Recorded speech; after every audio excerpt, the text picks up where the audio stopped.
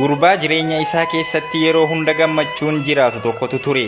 Namni kun yeroo hunda kolfee taphachaa jireenya isaa oofachaa jiraata.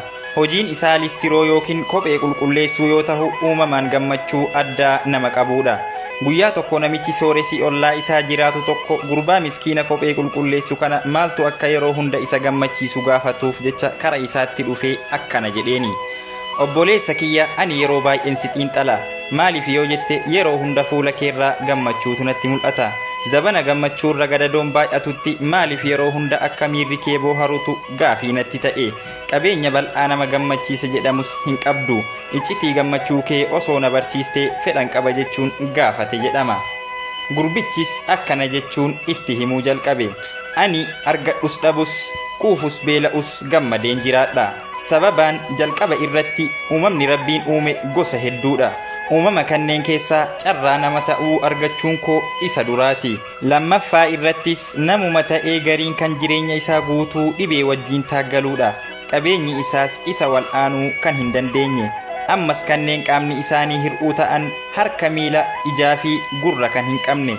Dabalataan kanneen osoo fira qabeenya fi fayyaa qaamaa qabanii sammuun ikisbaardii ta'uudhaan uffata baafatanii qullaa dhaabbachuun maqaa maraattummaan yaamaman meeqaatamii meeqadha.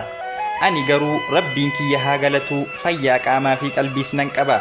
Ta'ii rabbii kiyyaa akkan daganneef namoota naa olii osoo hin taane isaan nannaa gadi ilaala.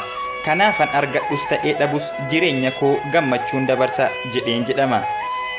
Abbaan qabeenyichaas jechoota isaa dinqisiifachuudhaan gurbaa kana fuudhee mana isaatiin galee ati nama addaati jechuudhaan saanduqa maallaqaa 2 isa badhaase.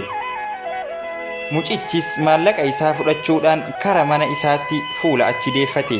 Guyyaa sana irraa jalqabee maallaqa san maaliin akka hojjetuu fi akkamiin saamtota irraa ittisa kan jedhuuf dhiphinaa fi yaadaan marfamee sa'atii 48 osoo rafin dabarse.